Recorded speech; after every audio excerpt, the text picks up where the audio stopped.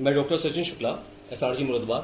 बच्चों, कल आपने सीखा था कि जैसे ये लिखा हुआ है 3/7 जमा प्लस 2/7 बराबर कितना हुआ। देखिए 3/7 का मतलब क्या था कि 3 भाग रंगे हुए हैं कितने में से, 7 में से। देखिए 1 2 3 रंगे हुए कितने में से, 1 2 3 4 5 6 7। ऐसे यहाँ पे 2/7 यानी 2 भाग रंगे हुए हैं 7 में से। जब 3/7 और 2/7 को हमने जोड़ा तो सीधी सी बात है, 3 भाग अगर मैं इसके जोड़ने के बाद इधर रखूं और 2 भाग इसमें से अगर मैं ये वाले इधर रखूं तो आप इधर देख सकते हैं कि कितना आ गया ये। अब आप देखिए कितने भाग रंगे हुए हैं, 1 2 3 4 5। 5 भाग कितने में से रंगे हुए हैं, 7 में से। यानी ये हो गया 5/7। अब क्या हुआ मीना, अब ये बच्चे आप देख सकते हैं, बच्चों आपको बताया जाएगा कि इस सवाल में हमने क्या करा, 5/12 जमा 3/6 जमा 2/8। तो मीना आपको इसमें क्या बात खास दिखाई दे रही है इस सवाल और इस सवाल में? सर, इसमें हमें ये बात दिखाई दे रही है कि इसके हर जो हैं वो अलग अलग हैं। देखिए 5/12 का मतलब क्या हुआ, ये आप देख सकते हैं कि 12 भाग हमने इसके करे हैं और इसमें से कितने भाग रंगे हुए हैं, 5 भाग। ये आप देख सकते हैं। फिर उसमें जोड़ना है, जोड़ का निशान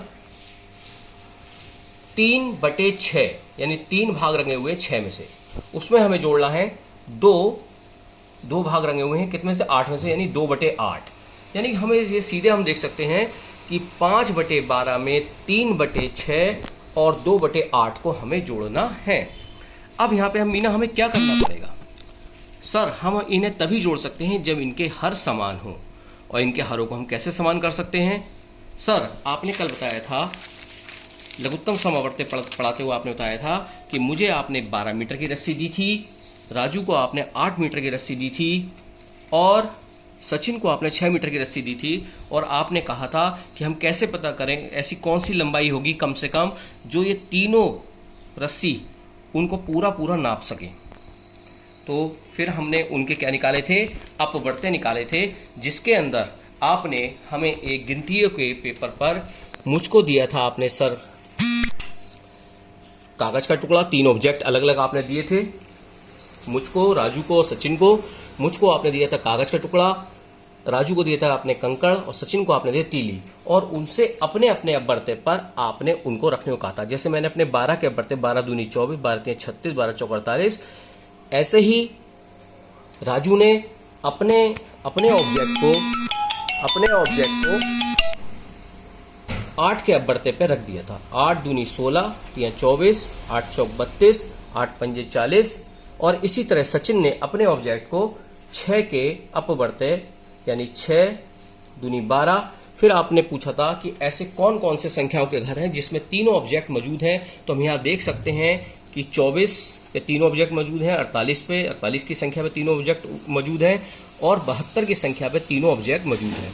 लेकिन हमें क्या लिखना है, समान अपवर्त्य कौन से, लघुत्तम माने सबसे छोटे, तो 24। यानी हम सर ऐसा कर सकते हैं कि जब हम इस सवाल को हम करने जा रहे हैं तो हम क्या कर सकते हैं कि हम इनके हरों को, इन भागों को हम बराबर करने हेतु सबको कितना कर लें, 24। यानी आज हमें ये बात पता लगी कि जब हमें असमान हर हो, जब उनके असमान हर हैं और उनको जोड़ना होता है भिन्नों को, तो उनको हमें इनके लघुत्तम लेकर 12 के अपवर्त्य, 6 के अपवर्त्य और 8 के अपवर्त्य लिख लेंगे। उसके अंदर जो इनके लघुत्तम समावर्त्य आएगा वो ही इनका समान हर होगा। अब आप देख सकते हैं, यहाँ पे देखिए सवाल को आप, इसका मतलब क्या हुआ कि हमें यहाँ 12 भाग थे, अब 12 में से हमें कितने भाग करने पड़ेंगे, हमें करने पड़ेंगे, क्योंकि पहले 12 में से कितने भाग रंगे हुए थे, एक एग्जाम्पल के रूप में देख सकते हैं आप, 12 में से हमारे भाग रंगे हुए थे 5।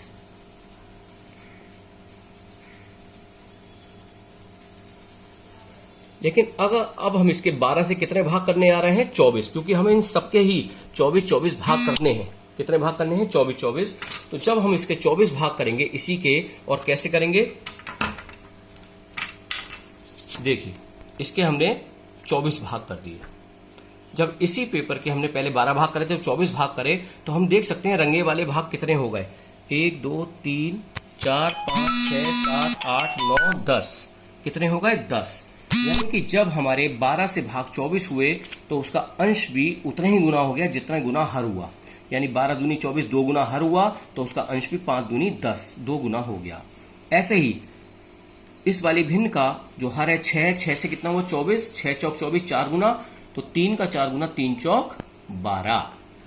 ऐसे ही इस वाली भिन्न का 8 से कितना हुआ 24, यानी पहले 8 भाग थे, अब कितने भाग करे हमने 24, तो 8 तिया 24, 3 गुना भाग ज्यादा कर दिए हमने, तो उसका अंश भी 3 गुना बढ़ जाएगा, यानी 2 का 3 गुना 2 तिया 6।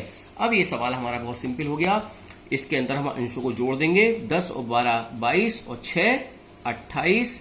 और जब हमने सीखा था जब उनके जब हर समान होते हैं तो उनका अंशों को जोड़ देते हैं और हर वही का वही लिख देते हैं।